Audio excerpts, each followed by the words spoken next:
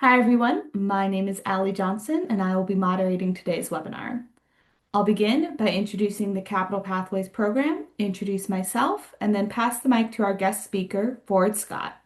He is a lender relations specialist based out of the Richmond, Virginia, U.S. Small Business Administrative District Office, and he will introduce himself and take us through a presentation on SBA loan options. As we go along, please feel free to ask questions using the Q&A function. We'll respond to them throughout the presentation. For any questions that we can't respond to in today's webinar, we're happy to address via email or through our no-cost one-on-one services or connect you with resources that can help. I'll send out a recording and slides of this webinar in a follow-up email. So, what is the Capital Pathways program? It is a program funded by the U.S. Treasury SSBCI initiative, sponsored by the Virginia Department of Small Business and Supplier Diversity, and hosted by the Virginia SBDC and George Mason University. We'll start off with a program overview, go through the program eligibility, and then finish up with an outline of the services we offer.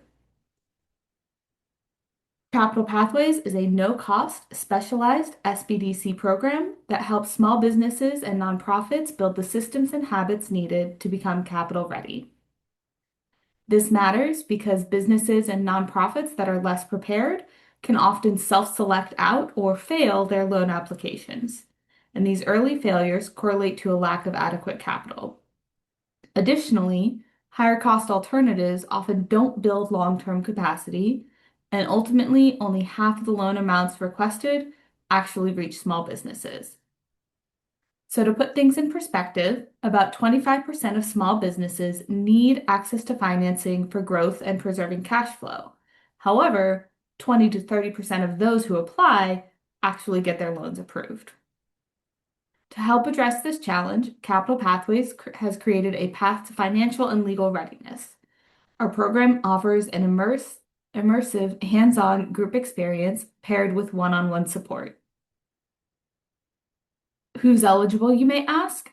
Very small businesses and nonprofits at any stage who face challenges accessing traditional financing. The services we provide include a guided self-assessment, legal structure validation, financial skills and tools, loan application readiness, and credit building advising. As I noted, we start our process with a self-assessment that pinpoints your business's key gaps so we can connect you with tailored resources, either through our program or other resources that can help. Under our legal structure validation, our in-house advisors can help you through basic legal questions, and we partner with a law firm who can help with more complex questions on topics related to business registration, trademarks, and contract and agreement reviews.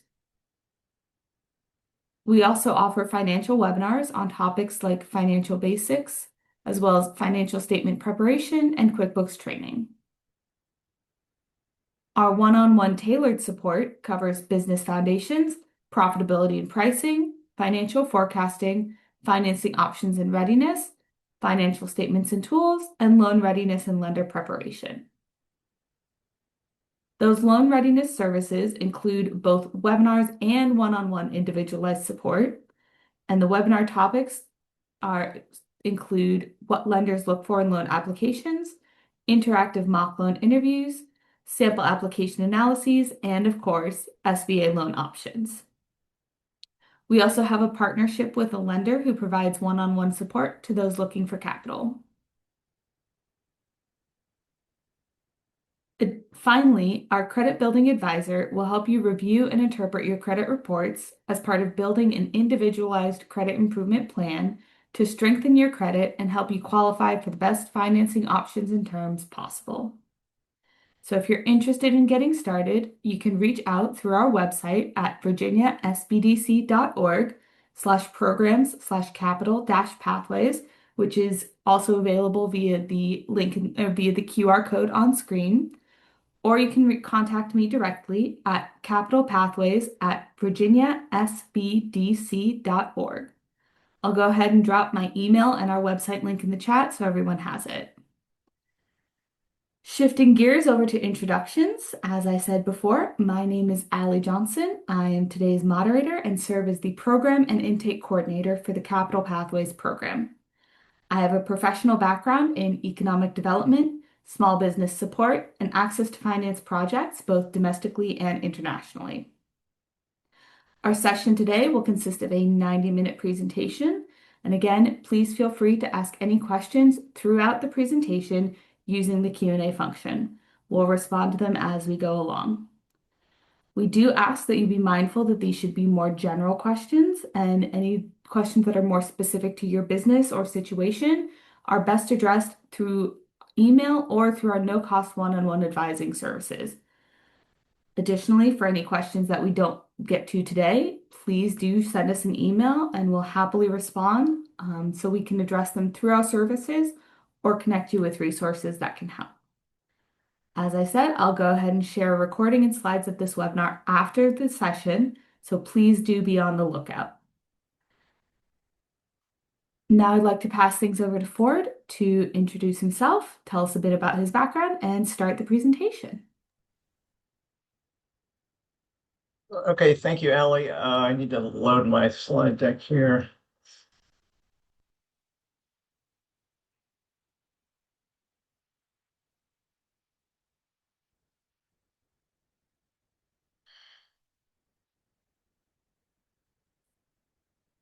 Okay, sorry, my mouse is not cooperating.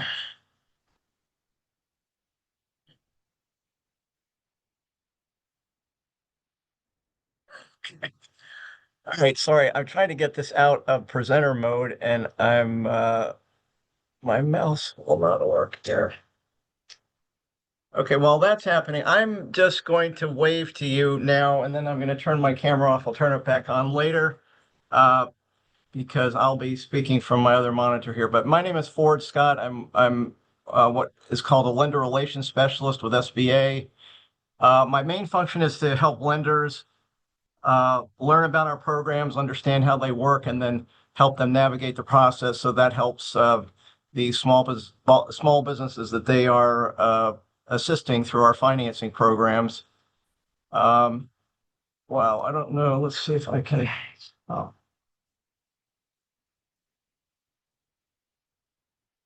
Okay, finally. Okay.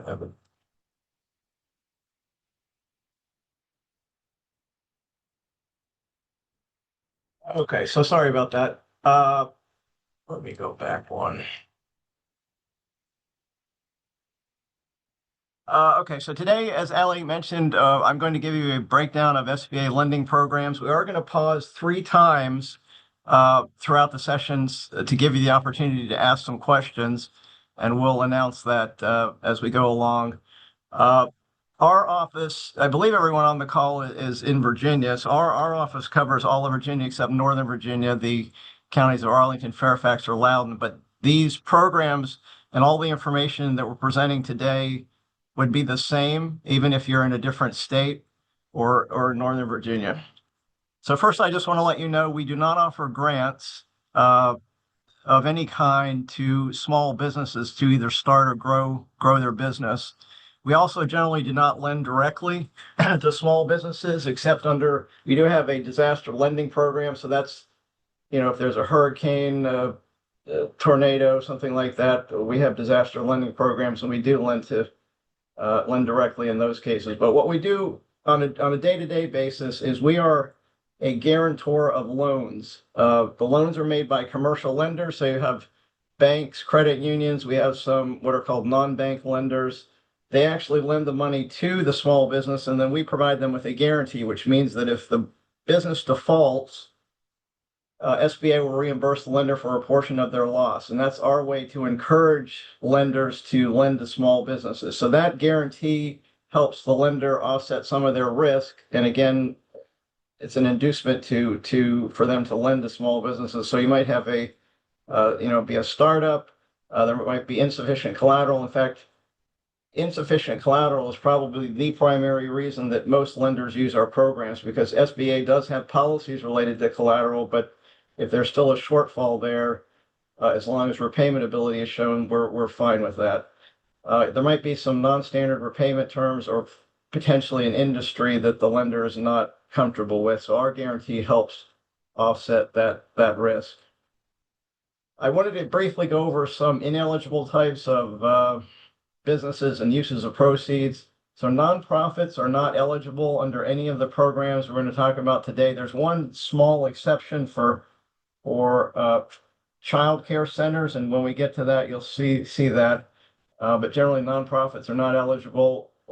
Another main inquiry that we get are from businesses that want to buy real estate and then rent it out. So we get calls from people who want to buy houses, fix them up, and then rent them out. That is ineligible under all of our programs. We don't lend for apartment buildings, mobile home parks, any property where you want to buy it, like I said, and then lease it out. Those would all be ineligible. If you happen to be a nursing home or assisted living facility, you would be eligible if you're providing something beyond room and board. So you're providing health care or medical services, then you would be eligible. If you're not doing that, then you would not be eligible. You can't have a business that is involved in pyramid or multi-level sales distribution plans. So the old example of that used to be Amway. No business engaged in any activity that's illegal on any level, federal, state, or local law. Those are all ineligible. You can't have a business that restricts patronage for any reason other than the capacity of the facility. So you can't have a men's only or women's only health club, for instance. You can't have a business that has an associate, and generally an associate is anyone who owns 20% or more of the business. So you can't have an associate who is currently incarcerated, serving a sentence of imprisonment imposed upon adjudication of guilty, or is under indictment for a felony or any crime involving financial misconduct or a false statement. The next two bullets here, if your business had a prior loss on a federal debt, so maybe you had a past SBA loan that you defaulted and there was a charge off, so the agency had to charge off the balance, meaning you didn't pay the full balance, you would not be eligible for a new loan. And then if you have a current federal debt that is delinquent, you would also be ineligible. And then effective March 1st, SBA did put in place a requirement that 100% of the ownership of any applicant, small business applicant, be U.S. citizens or U.S. nationals. So lawful permanent residents are not eligible now to own any percentage of an applicant for an SBA loan. So now I'm going to cover our three main lending programs. The first one is called the 7A Loan Program. And when I'm going into this information, you are not expected to be the expert, of course, on these programs. We are just providing information to give you an idea of what you could use the programs for and some basic parameters of the programs. It will be the lender who will work with you to determine, which program might be best. So don't worry about trying to absorb all this. Well, we're also going to send out a loan chart that has basic information about each program, so you'll have that as a reference. And my contact information will be on there as well. So again, the 7A Loan Program, it probably accounts for at least 90% or more of our total lending, at least in terms of total numbers of loans made. But you'll see here it has a wide range of uses. You can acquire, refinance, or improve real estate. We do require owner-occupied real estate. So I mentioned a minute ago that we will not finance what we call investment real estate.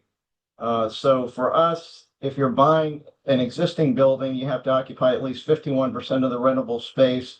If you're constructing a new building, you have to occupy at least 60% of the rentable space. And when I say you, I mean your small business. You can use it for short and long-term working capital. You can refinance business debt. There is a requirement when you're refinancing business debt. The SBA wants to see that there's some benefit to you as a result of that refinancing. So, for example, if you just get upset with your current lender and you want to move that account to a different lender, that alone is not sufficient justification to refinance that debt. So what we're looking for is, better repayment terms. Maybe the debt has a balloon or demand feature. We consider those unreasonable, so those would meet our requirements. You can buy machinery and equipment, furniture, fixtures, and supplies.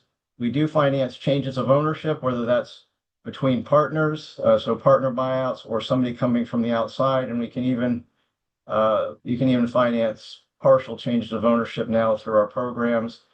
Franchise operations, again, this next thing I'm going to say is not for you to worry about, but SBA does have what is called a franchise directory, and on that directory we list franchises that we have reviewed and found to be eligible. It will be the lender's responsibility to look at that, not your responsibility, but if you wanted to look at that, you could look at that. The maximum loan under this program is $5 million. There are, in terms of eligibility, I've covered some of them, but it'll be based on, what your business does, its credit history, and where your business operates. Again, the lender will figure out what type of loan is best suited for you and explain the parameters of that. And we do have some subsets of the 7A program. One is called SBA Express, and the only reason I'll mention that, again, I don't want to fill your head full of too many details, but the reason I'm mentioning that is that program can be used for lines of credit. So if you need a working capital line of credit up to $500,000, it's a streamlined program. Only approved lenders, express lenders, can submit and approve those loans. So if you need a line of credit, that might be a good option. We're going to pause here for a second the agency is focusing on assisting manufacturers currently, so I wanted to give you some information on that. So there is a guarantee fee that is associated with every 7A loan. It's paid by the borrower. If you happen to be a manufacturer and your loan amount is $950,000 or less, SBA is waiving that fee through at least September 30th. We don't know what will happen in the next fiscal year, but if you get your loan approved before then, that fee would be waived. There is a Made in America red tape hotline, they're calling it. So if your business has any concerns about federal regulations that are imposing excessive cost on your business, you can go to this website, fill out a form, or you can dial that phone number there. There's also an onshoring tool, so it's a free tool from SBA that helps connect businesses with verified U.S. manufacturers, producers, and suppliers. It's built to support companies that want to onshore operations.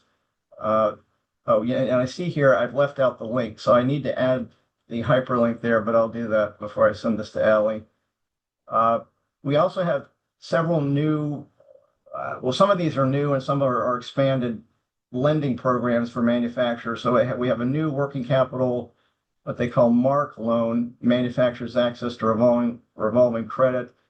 I'm not going to go into details on these next three programs, but I am going to send to Allie, and she can share with you a chart that compares the MARC loan, the working capital pilot program, and the Express program. So you can look at that when you receive it if you happen to be a manufacturer.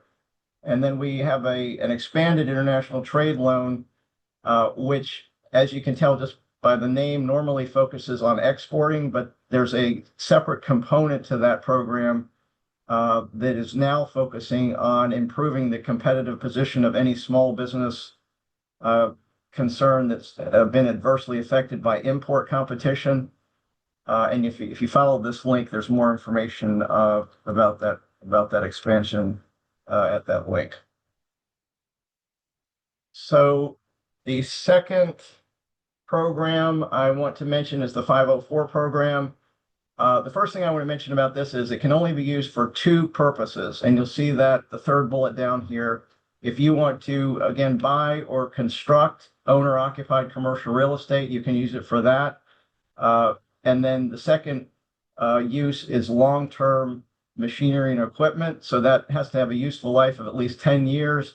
And it's equipment that is put in place and stays in place. So the old example of that used to be a printing press, something that is installed and does not move around. So you can't do trucks what they call rolling stock under this program. So again, long-term machinery and equipment, useful life 10 years, at least 10 years, and then owner-occupied real estate. So those are the only two purposes for this program. But there are benefits to you as a small business owner if you're going to get a 504 loan. They describe this program a lot of times as the 50-40-10 program. The reason for that is you will have a lender, a bank or credit union, uh, that will lend you 50% of the total financing you need. SBA will generally come in for 40% of what you need. And on our 40% piece there, you will get long-term fixed rate financing. So you will get a 25-year, if it's real estate, you'll get a 25-year fixed rate loan, and the rate is generally, the interest rate is generally going to be lower than what you would receive if you got a conventional loan, directly through a lender. So that's definitely a benefit to you. And then you are required as a small business to come to the table with a 10% equity injection. The other benefit to you besides the long-term fixed rate, the rate payment terms I just mentioned, this program allows financing of what they call out-of-pocket costs, which normally would have to be paid at loan closing. So that's another benefit to you. If you're interested in this program, you'll see here there's a link to what are called certified development companies. They are certified certified by SBA to administer this program. So you would contact one of them to discuss your potential request. There are 3 of them in Virginia. They all compete with each other, so they would be happy to speak with you about your request. I did want to mention one other thing before I move off of the 504. So you can't use the 504 for working capital, anything other than these two items I mentioned in the third bullet, but you can combine 7A and 504 loans together as long as you haven't reached our maximum.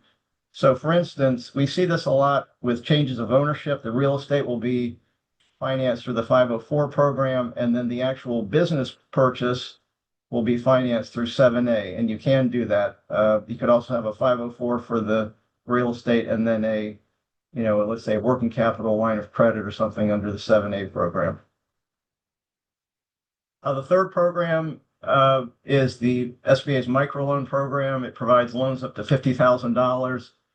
Here's the one where you can have a not-for-profit child care center, but generally, like I said, only for-profit businesses are eligible. The way this program works is that the SBA lends money directly to what are called intermediary lenders, and then they turn around and lend the funds to the small business. You apply directly through that microlender. You can use the funds for working capital, inventory, supplies, furniture and fixture, and machinery and equipment. You cannot use it for real estate, and you can only use it to refinance debt if it will improve your debt position and cash flow. So I will tell you, we have some gaps. We have, let's see, at least 4 my SBA microlenders, but we have some gaps. So we don't have a microlender that currently covers the Richmond area, and we don't have one that covers the Hampton Roads area. We have one in Stanton that covers the area up there, Augusta, Stanton, Waynesboro, all of that. We have one in far southwest Virginia, Abingdon. They cover all of that area down there, and then they have a small piece up in the very top of the state. We have one in Charlottesville that covers that area, and we'll go down into the south side part of the state. And then we have one that covers northern Virginia, so Loudoun, Prince William, Fairfax, etc. But if you follow this link, you will find their information. And I think we're going to pause here. So I am going to wait, Allie, if we have any questions. Yes, we have a couple questions in the queue. The first one is there help for small business owners who are struggling to come up with a down payment for a loan, but the business is guaranteed to be profitable? Unfortunately, we don't help with that. We do allow,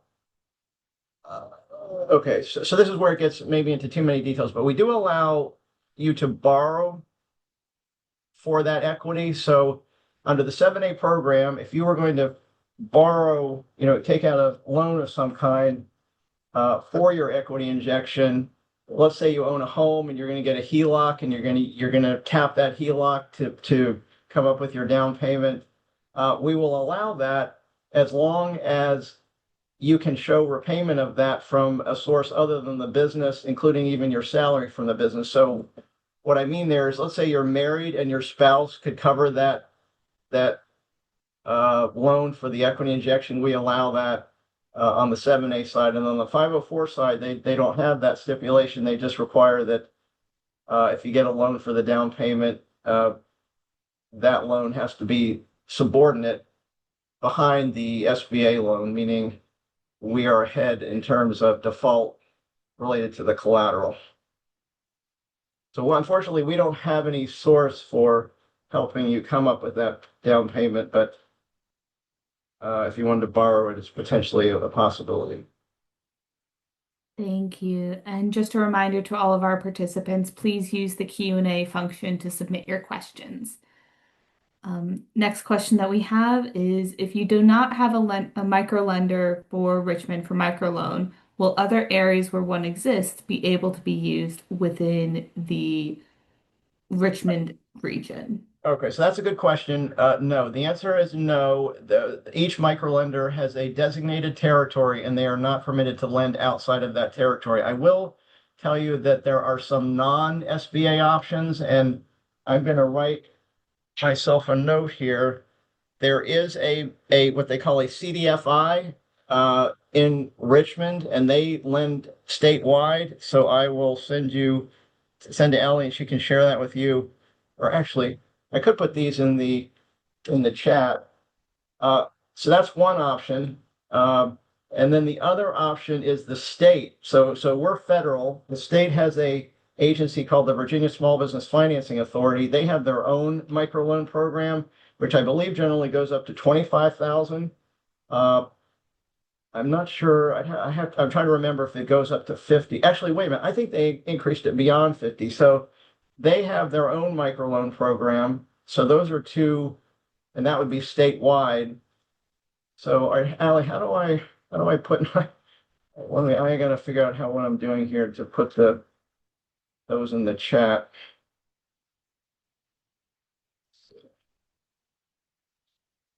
Or if it's easier to just send them to me, I can drop them in the chat.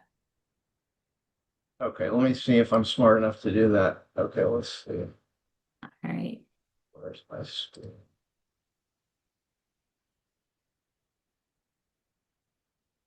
Okay, chat. Okay.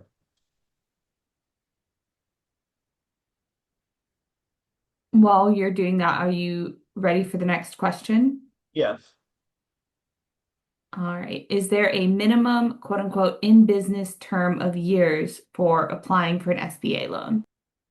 So SBA does not set a minimum, but what you're going to find is that lenders will. So some lenders, despite our efforts to encourage them to lend to all types of businesses, whether startups or existing businesses, they will still set a limit. So some will not lend unless you're in business for at least 2 years.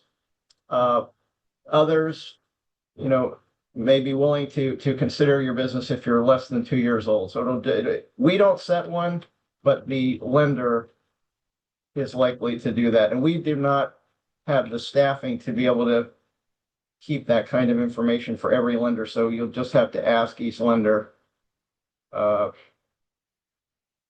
if they're willing to do that. Okay, I just put the second. So I just put the two microloan options in the chat. Do you see those, Allie? Yes, and actually, I think you sent them just to me, but I will pass them along to everyone. And would just like to note Allie, that Capital oh, Pathways has connections. We work closely with both of these organizations. and the only other thing I was going to mention is, so that question was specifically about micro lending, microloans, which are generally $50,000 or less.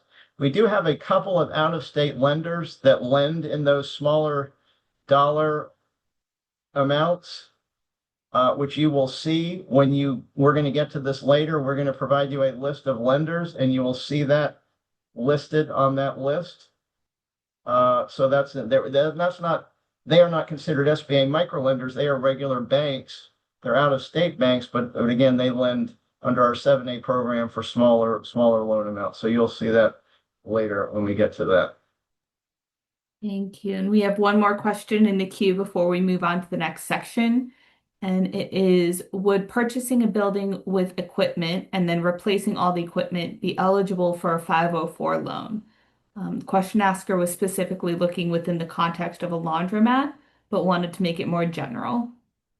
Okay, well, definitely the building for the laundromat itself would be eligible under 504. And I had someone contact me several months ago about a laundromat, and I did look at our records, and at least one 504 loan has been made for that purpose. So the main thing is, and I'm not an expert, are those machines, well, what is the useful life of those machines? Obviously, the dryers and washers would be put in place and stay in place, so that would meet that requirement, but I don't know what the useful life of those machines are. If they are at least 10 years, then they potentially would be eligible for 504. Thank you. I think we can continue on to the next section. All right, and you're going to have to tell me if the slide deck is moving.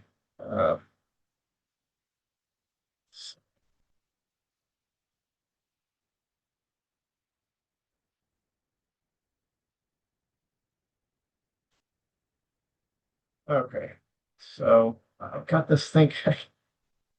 Allie, I've got this box on my screen. Can you see that box? No, Display, okay. Please move this window. I don't know how to move this window. Okay, but you can't see it? correct.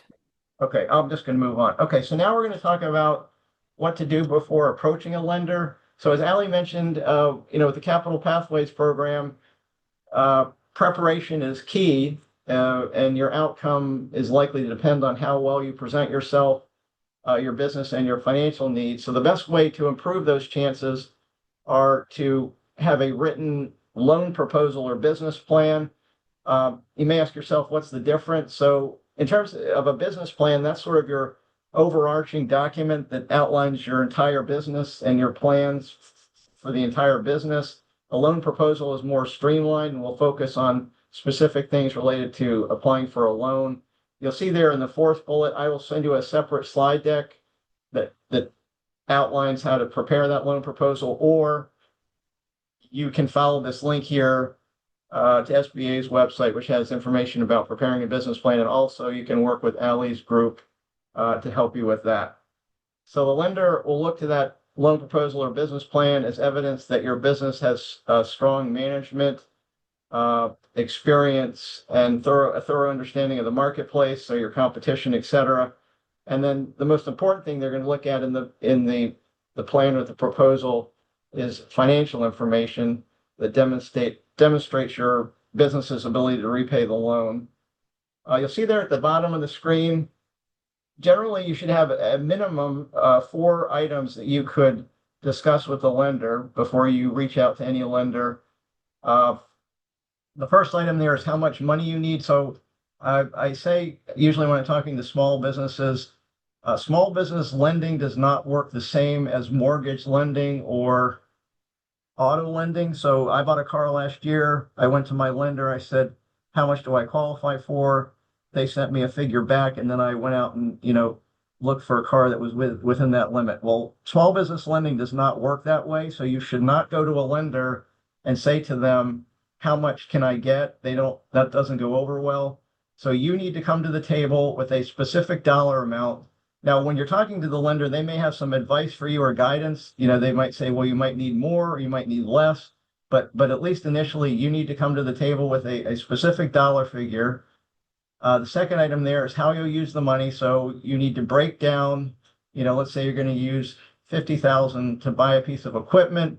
You're going to use 20,000 for working capital, which would have to be backed up by your projections or some sort of description of what you'll use that working capital for. But you need to have a breakdown of what you'll use the money for. And if you're buying something, if you're buying equipment, inventory, things like that, you should have done some investigating on your own to be able to provide, some evidence of the cost of those. So don't pick out a number from your head. I'm going to buy a piece of equipment. You should actually investigate what that would actually cost in the current marketplace. The third item there, again, is very important to the lender. So how you will repay the loan. If you're an existing business, the lender can look at your historical financial information to determine that. If you're a startup, they will expect you to have prepared projections, cash flow projections, that indicate that you can repay the loan and operate the business profitably. And then the last item there, what will you do if the business is unable to repay the loan? So that is getting into collateral. So they will want to see what collateral is available. With SBA programs, the lender will first look at business collateral, and then with some of our larger loans, specifically, they will look to real estate owned personally. So that might be your home, or if you own investment properties or things like that. Most, if not all, lenders will obtain a copy of your personal credit report. Some will also obtain a copy of a commercial credit report for your business, but definitely they'll get a personal credit report. So the third bullet there, I do this myself. You can get each year a free copy of your personal credit report from each of the three credit bureau agencies. You'll see they're Equifax, Experian, and TransUnion. So the report itself is free. I do this myself to make sure that someone hasn't committed fraud and the information is correct on there. It won't give you your score. You'll have to pay separately for the score, but at least it'll give you the actual report itself free. And this website is the only site where you can get it free. Some other entities may want you to pay for that, but you can get it free here. And you should look at the report, as I said, to clear up any errors. Try to if you're behind on your payments, do everything you can to bring those current. If you need help with credit counseling, we don't offer a list, but the State Corporation Commission has a list of credit counseling services.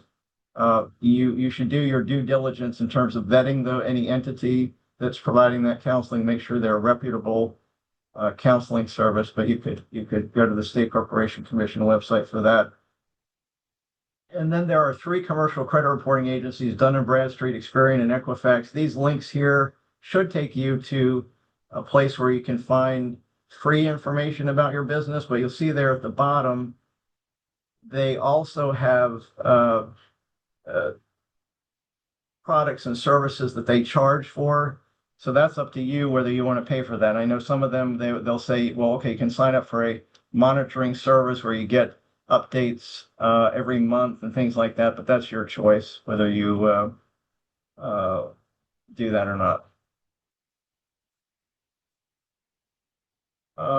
Let's see here. Okay, now we're going to talk about what a lender will look for when reviewing a business application. We covered some of this. So owners and operators of good character. We just talked about your credit history. So that's the main way they determine that. They want to see that you've been willing to meet your debt obligations. We talked about the business plan or loan proposal, management expertise and commitment necessary for success. If you are not going to be the day-to-day, if you're not going to be on site at your business day to day, but you're going to hire a manager, in addition to your own expertise, you should outline information about that management team. So the lender understands that there's someone there that, has that background and may have run a business themselves before. Sufficient funds, including the SBA guaranteed loan to operate the business on a sound financial basis. That's where your historical information or your projections will come into play. adequate equity invested in the business. So I will tell you that SBA does set under the 7A program a 10% minimum equity injection for startups. And then we do require it in some cases where there's a business acquisition. But again, as I mentioned earlier, so if you think about SBA lending programs, we set a framework. As long as the lender operates within that framework, they're permitted to set their own policy. So, we set a minimum of 10% for an equity injection, but the lender may require more than that. We talked about collateral a minute ago, so I won't discuss that again. And then the bottom one, the reason that's in red is, again, that's the most important thing that the lender's interested in, is how you're going to repay the loan on time, either based on your historical financial information or from your projections.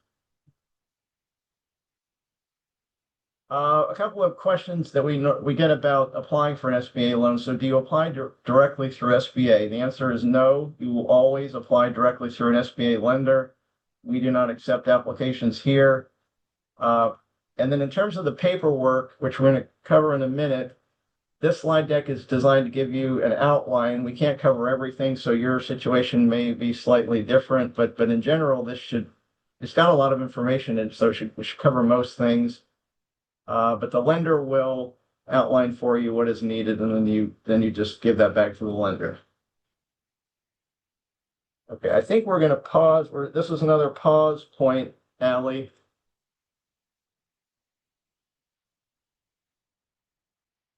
Thank you. Yes, we have one question in the queue. What lenders usually lend to companies that have been in business for under 2 years, if that is a common threshold that you've seen? It is a common threshold. We don't maintain a list of which lenders will lend for under 2 years. So I don't really have a response to that. You would just need to inquire with each lender to determine whether they're willing to lend to that. I mean, I'm reluctant. We're not permitted to advocate for or against any particular lender. I mean, there is a large national lender who I know will not lend if unless you're at least 2 years old, but I'm reluctant to say that on a webinar. So Fair uh, enough. Are there any types of lenders that are more inclined to lend oh, for okay. to business So under 2 years? So that's what you might hear is, okay, well, definitely with microloans, they they are more likely to lend to startups or near startups, and they might require you to be in months for, let's say, be in business for at least 3 months or something like that.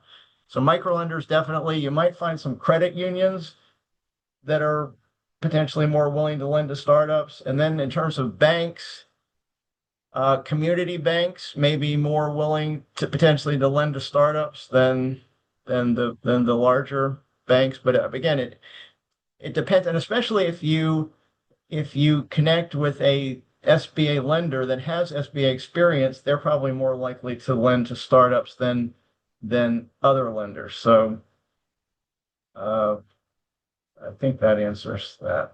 Yes, thank you. I don't have any other questions in the queue, so I believe we can move to the next section.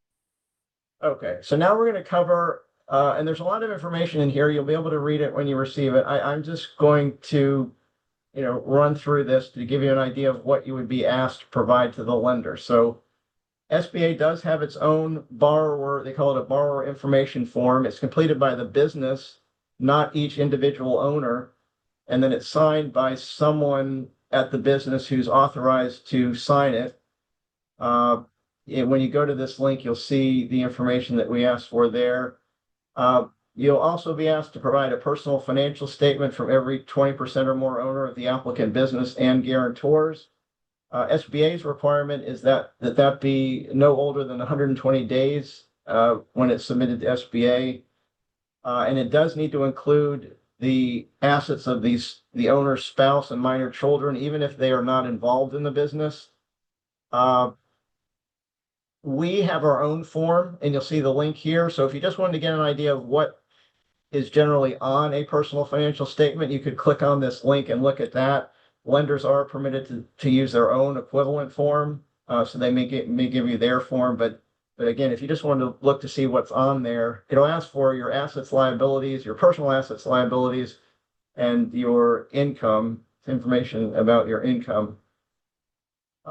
If the lender is charging a fee related to an SBA loan greater than $2,500, there is this form. I'm not going to discuss that at all. You can read that at your leisure.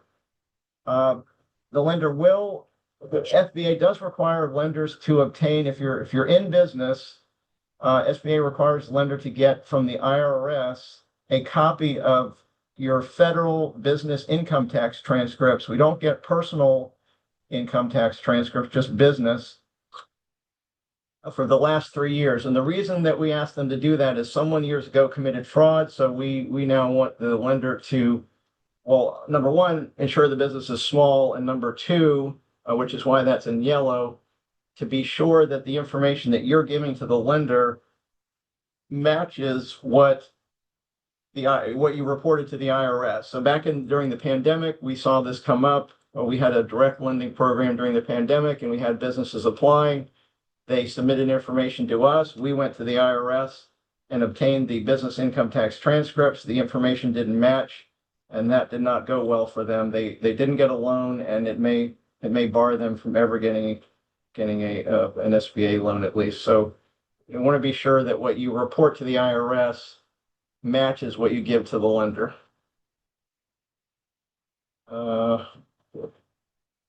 Oh, sorry. Okay. Also, the lender will ask to see from you, if you're in business financial statements for the last 3 years. And if you're a startup, they want to see a monthly cash flow projection for at least the first year, or until you're cash flow positive. And that would be just an outline of your income coming in and your expenses going out, especially if you're going to ask for working capital for ongoing business needs. You would want to be sure that that projection reflects what you're asking for. You'll need to give to the lender evidence of all licenses and formation documents required to operate the business. So, for example, a business license, articles of incorporation, partnership agreements, etc.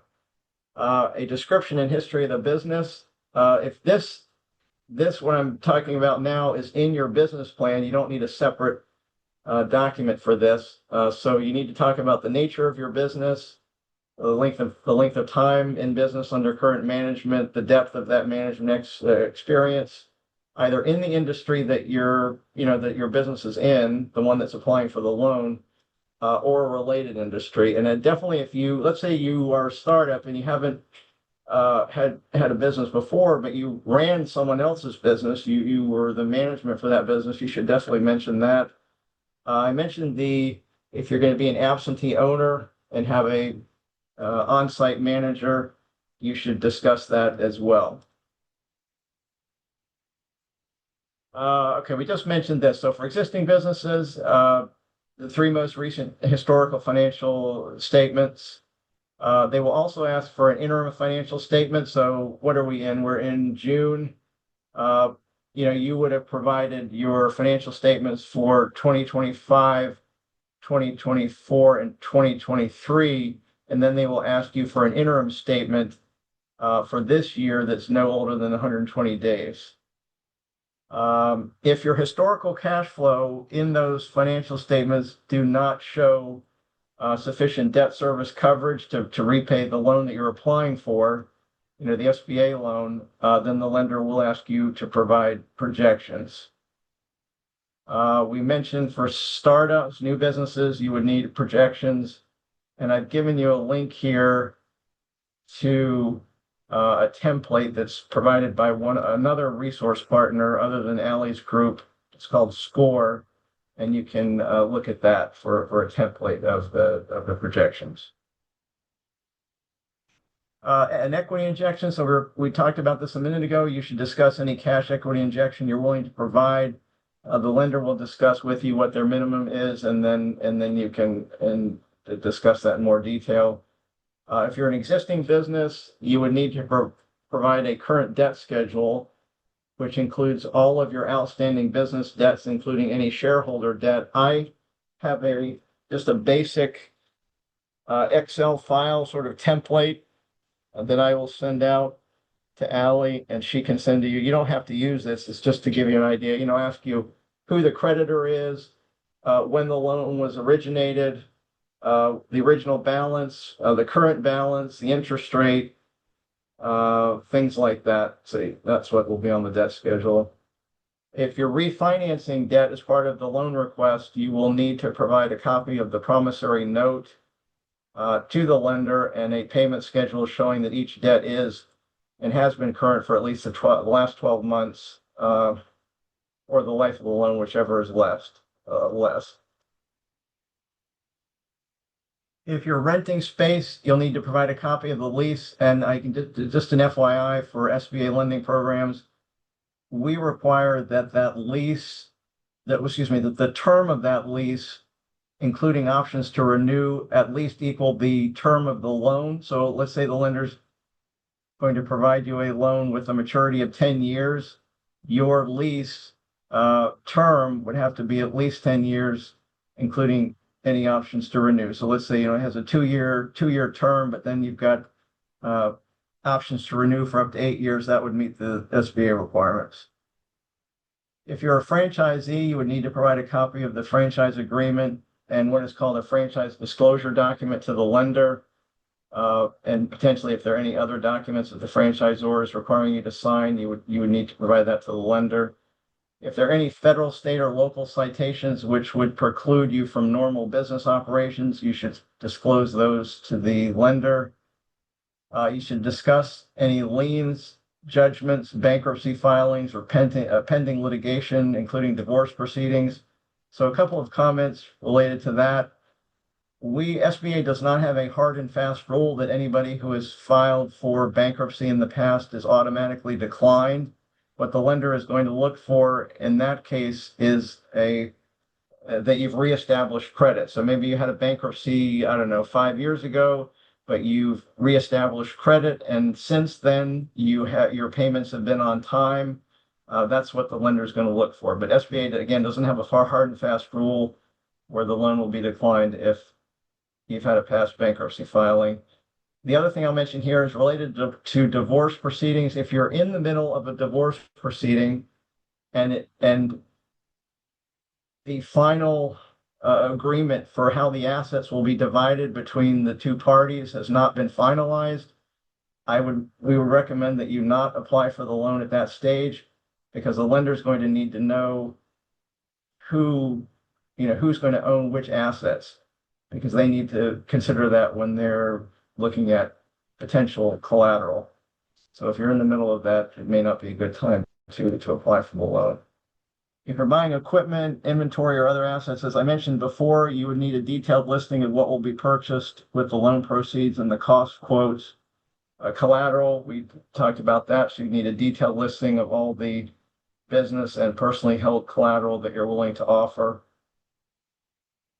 If you happen to be buying an existing business, you would need a copy of the buy-sell agreement. The second item is not something you have to worry about, but I'm just mentioning it because the cost of this will be passed on to you. So the lender is required to obtain a business valuation. There's some cases where they can do that themselves internally at their lending institution. There's some other cases where they have to go out and get an independent third party to do that. So the cost of that potentially will, if it's a requirement, it will be passed on to you, but you are not required to obtain a business valuation. And in fact, the lender is not permitted to use the valuation that you obtain. So the lender has to order it, but I'm just mentioning that because the cost will be passed on to you. You'll need to provide a pro forma balance sheet for the business being purchased, which shows the assets and liabilities net worth as of the date of the transfer, copies of the seller's financial statements for the last 3 years, and then the interim financial statement that I mentioned. SBA does have a requirement that the change of ownership benefit the business in some way. So a couple of examples of that. Let's say you have a business that's been run for 30 years by someone and they want to retire.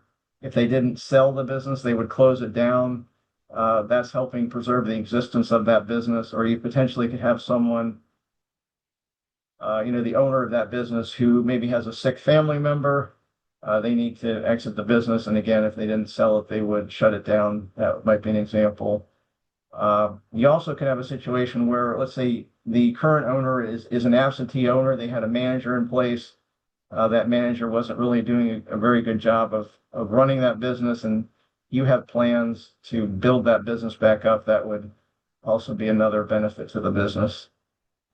If you're buying real estate, you would need a copy of the signed purchase agreement. Again, this note here, it's not your responsibility to do this. I'm just mentioning this, but with real estate, the lender is going to, especially, well, commercial real estate, which is the only thing we finance, the lender is going to obtain an appraisal. And there are some cases where there also might be a requirement for an environmental investigation. The cost of that will be passed on to you as part of the loan. And this is a good segue to this. So in terms of loan closing costs, the lender is permitted to collect from you necessary out-of-pocket expenses such as filing or recording fees, photocopying, delivery charges, collateral appraisals. I mentioned that, environmental investigation reports. And if the request involves the acquisition or construction of owner-occupied commercial real estate or a business acquisition, I mentioned this just a second ago, the cost of that appraisal and or valuation will be passed on to you. Now, I will say a couple of things. I already mentioned very early on that there is a upfront, what is called guarantee fee that the borrower pays. You can ask that the lender finance that fee into the loan so that you do not have to pay that out of pocket at closing. The other thing you could ask them to do is to finance the closing costs. So these appraisal costs, et cetera, you can ask them to finance that into the loan. I put this next slide in here because this question came up. We've done this webinar several times. So someone asked about personal guarantees. On every SBA loan, there is a requirement that every 20% or more owner of the business provide a unlimited full guarantee. And there's some cases where if you own less than 20%, but you are critical to the operation of the business, those individuals may also be required to guarantee. There is, if you wanted to see what a personal guarantee form looks like, I've given you here in the third bullet a link, and you can look at that to see what what it says, what it involves. And then this last bullet here is a description. This is not an SBA website. I hope I'm not getting myself in trouble, but it's an Investopedia site, but it explains what a personal guarantee is. So you can look at that when you get the slide deck.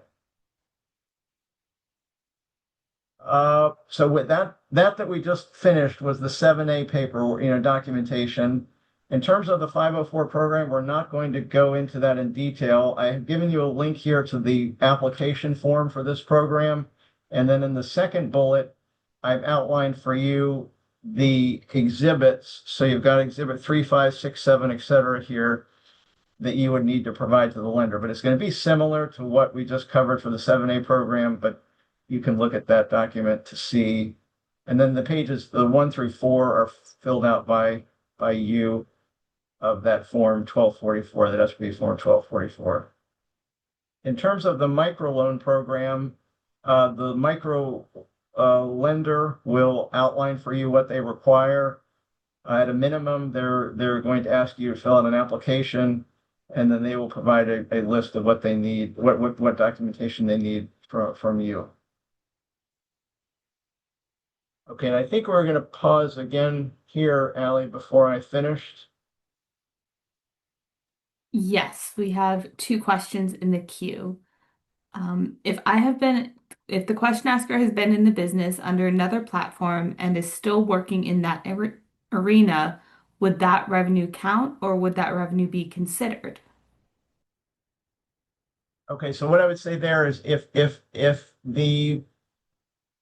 you want to call it the business platform or entity that you're currently working in that has some revenue, if that's not going to be the applicant, then that revenue would not be considered. Now, your experience running that or running that, if you want to call it platform or business entity, that would help you. So you can explain that you have been involved in another business and it generated revenue. You could you should definitely mention that to the lender, but unless that specific business platform or entity is going to be the applicant, then that revenue would not be considered by the lender when they're analyzing your SBA loan request. Thank you. And the next one is one that we get quite regularly in these sessions. Are there any incentives or benefits of being a disabled veteran when applying for a 7A or 504 loan? Okay, so we do under, and you'll see this when you get the chart. Well, actually, you'll see it on the one of these things on the chart I'm going to send you, and then I'm just going to mention this other item. So under the 7A program, I told you there was the SBA Express program, which is a subset of 7A. So under that SBA Express program, for any business that is at least 51% owned by veterans, it can include their spouses, it can include National Guard and reservist members, widowed spouses. If at least 51% of the business is owned by all of those parties, any of those parties, SBA will waive the upfront fee regardless of the loan amount. So every SBA Express loan, again, if the business is owned at least 51% by those parties, SBA is waiving that upfront fee. Now on the 504 loan side, each certified development company in Virginia has some veteran incentives, and you could ask them about that. Like they may there's a borrower fee in some cases. So they're reducing some of those fees, again, if the business is a veteran-owned business.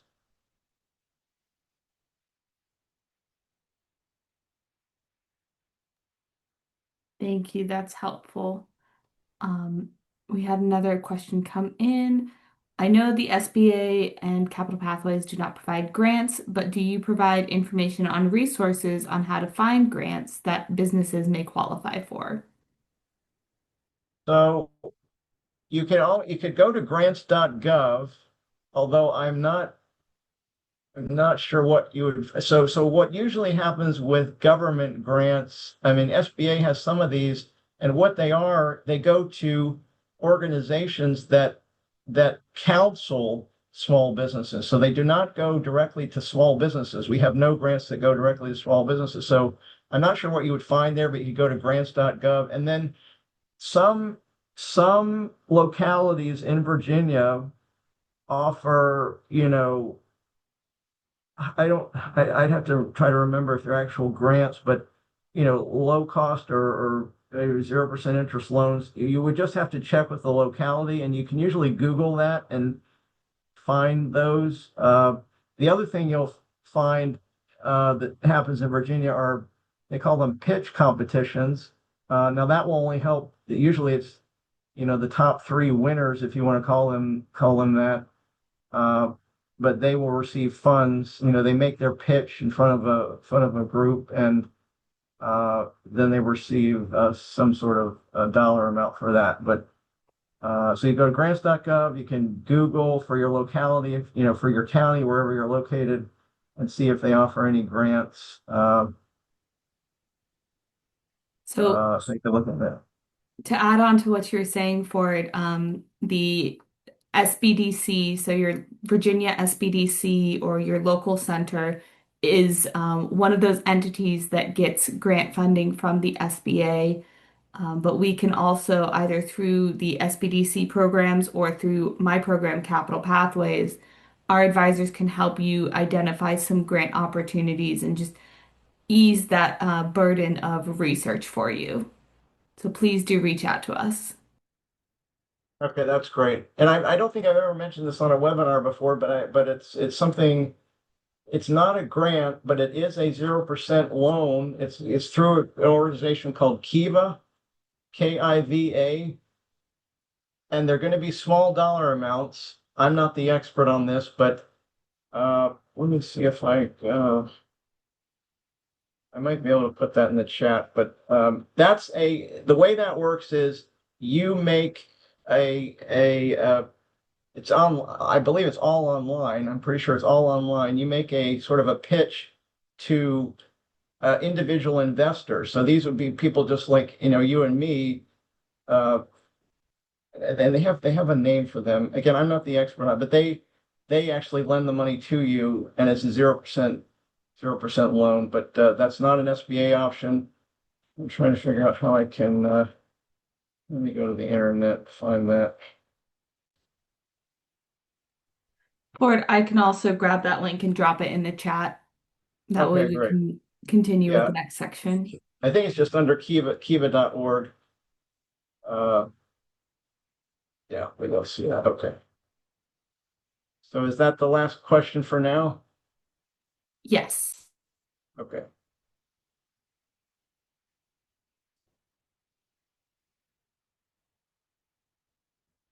Okay, so one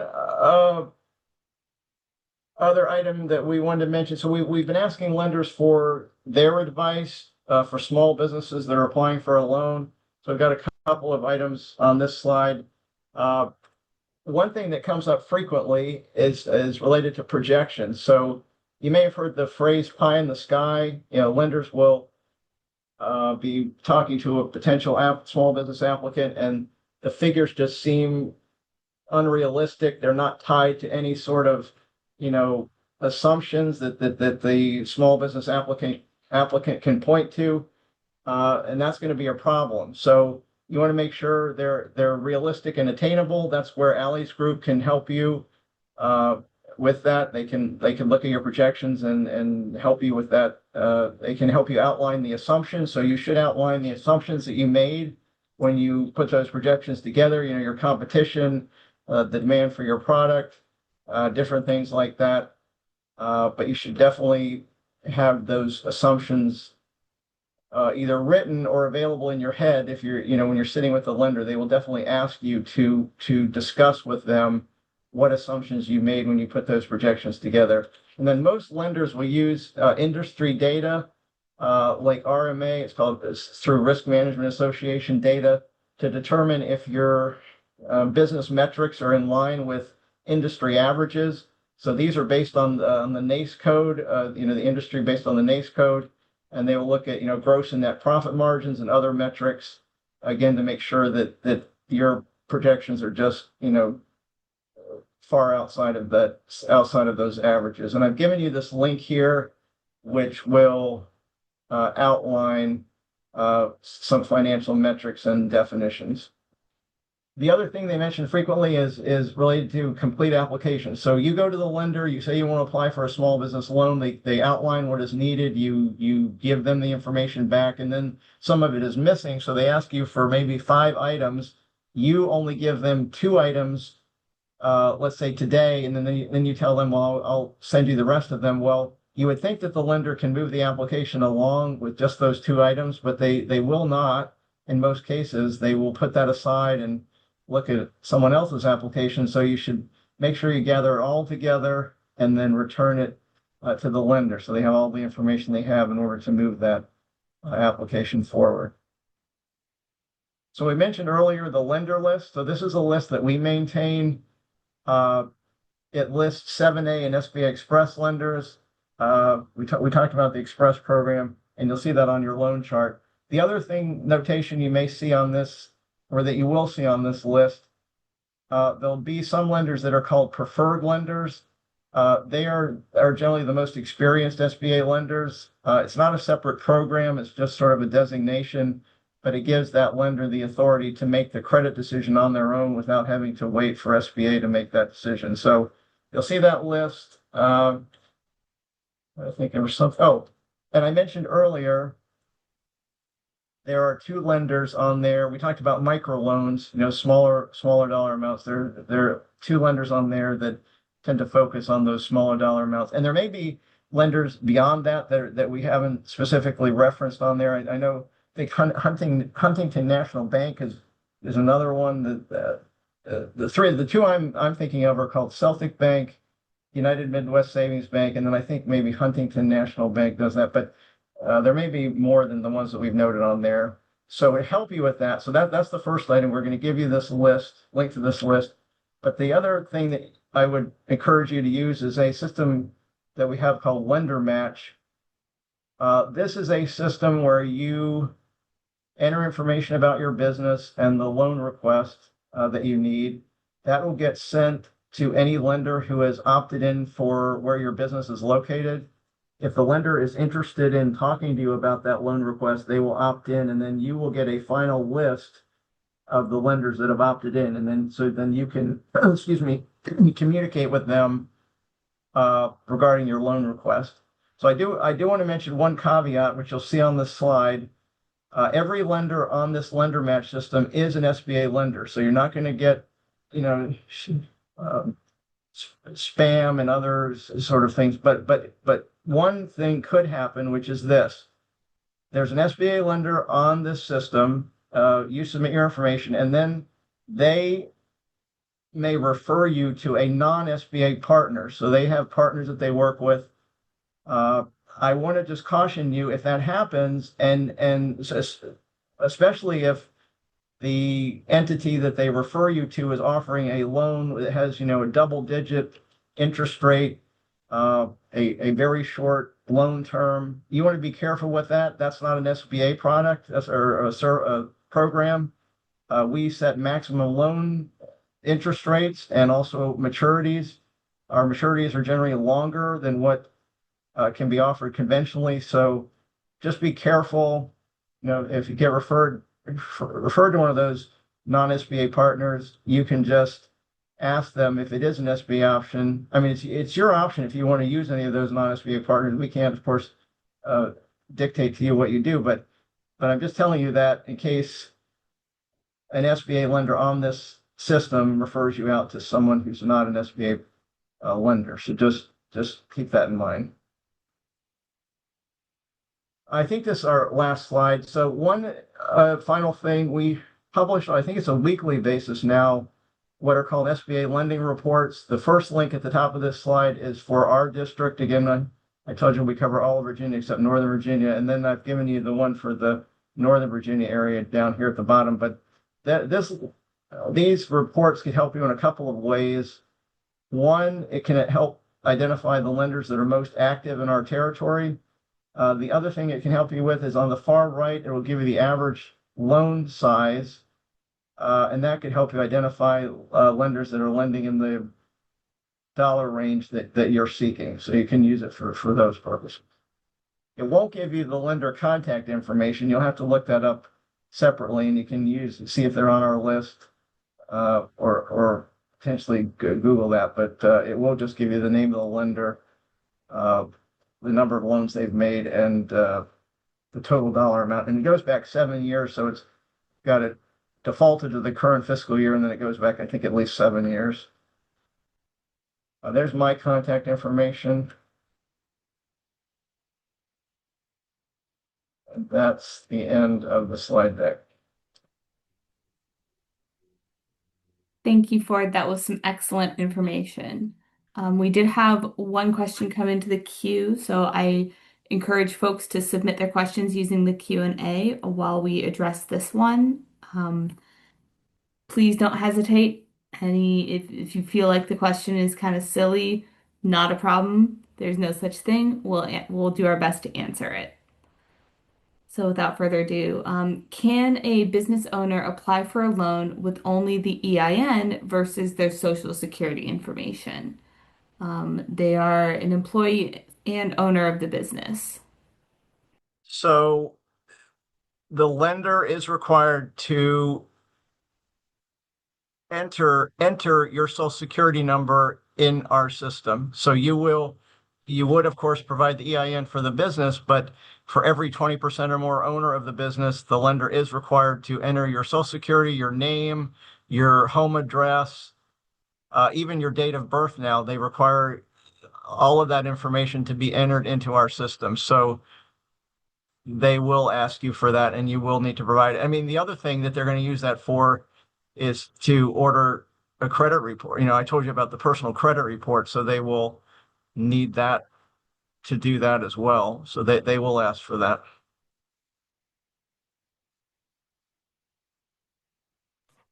Thank you. I'm not seeing any other questions in the queue yet, but I wanted to ask Ford, what are some of the most common pain points that you hear about either from lenders working with applicants or applicants trying to submit applications? Well, we talked about some of this. We talked about the equity injection, and that can be a challenge to come up with that, that cash injection. I mean, especially if you're a startup, I don't see many cases where you would be able to obtain a loan with no cash injection. So, but we talked about, potentially you could borrow that. But I mean, that may require you just to take some time and save that up, if at all possible, and then apply for the loan. Um, I would say, well, I mean, we talked about this. I would say the biggest challenge is just in general, obtaining the loan, and that's where we talked about the preparation is key to that. The better prepared you are. I mean, I usually describe this when you're talking to a lender, and this is not meant to be negative, but you should sort of think like a lawyer. You're going into court. I mean, you shouldn't get stressed about it. You shouldn't get stressed about it, but you should be prepared. They tell lawyers when they're going into court to anticipate questions that might come up, things that might surprise them in some way. So you need to be ready to answer those questions. We talked about in terms of your projections, the lender's going to want to know that you understand what is on that document and be able to explain what assumptions you made when you prepared those projections. They want to know uh, that you understand, like I said, your marketplace, the demand for your product, your competition, all of that. They want you to be able to talk about that when you're sitting with them, or I guess a lot of things are done virtually now, but they want to know that you can discuss that. So you should be prepared so you're not caught flat-footed. They ask you a question, you say, I don't know. Now, it's okay to admit that, and I'm not saying that you're going to be able to have everything covered. So just do the best you can, research everything. The SBDC, when you meet with the SBC Allies group, they could sort of coach you. You can have a sort of a back and forth. I'm scared. You could tell them, I'm scared about this particular thing. Can you sort of, can we sort of role play, and you could talk through that, and so you have that experience. So you're not so nervous when you go to the lender. Absolutely. And that is part of kind of what we do at Capital's Pathways, as you said, is we take you through the whole process and up to and including what we call a warm handover, where if you ask us to, our advisor will be can or will do their best to attend that initial meeting with the lender um, as support for you in order to answer any questions or anything. So we had a question/comment in the chat or in the Q&A. So you're saying the mindset is to do it anyway, and it's probably not going to be perfect the first time. Yes, I mean, the way I think of this is with anything, the more you prepare yourself and sort of maybe practice a little, you're just not left flat-footed. The lender asks you something and you just look at them and you have no response. It's just not going to go over well. I mean, I'm not trying to, again, you don't want to be stressed. I mean, these are lenders with experience, and any lender worth their salt should be willing to help you. You can just be upfront. Say, I've tried to do my due diligence. I've tried to look into everything related to this loan request, but I've not done this before.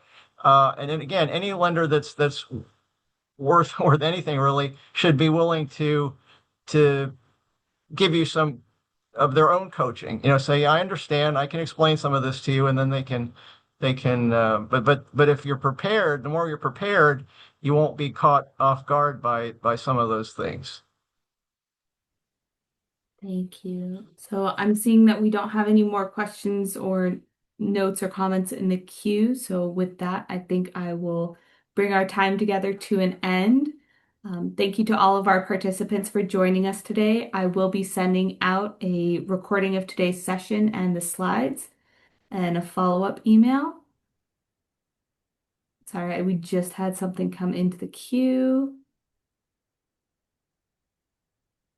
So question asker, please do reach out to us um, in via email. My email address is capitalpathways@virginiasbdc.org. I've dropped that into the chat, and I know someone said we can't copy the information in the chat. I will include all of the links and such that we shared in the follow-up email as well.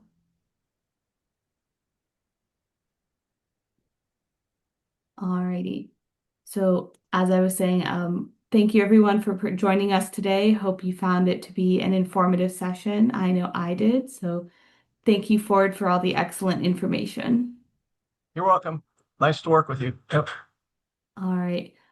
For folks who are our participants, the email may go into your promotions folder. So do check that. And I try and send them out within about a week of the day's event. All right. I hope everyone has a wonderful rest of your day, and we look forward to seeing you in the next session.